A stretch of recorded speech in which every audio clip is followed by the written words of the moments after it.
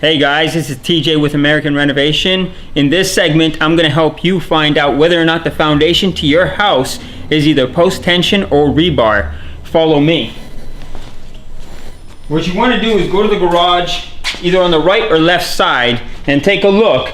On the bottom, you're going to see there's been a stamp that says post-tension slab and FTC do not cut or core. This tells me that this slab, the foundation, is post-tension. What does that mean? Do not cut. What's happening is there's tension wires here. If you cut it, it's going to cut and it's going to create a crack along the foundation. That's going to be a problem, and it's going to lose the structural integrity of the foundation.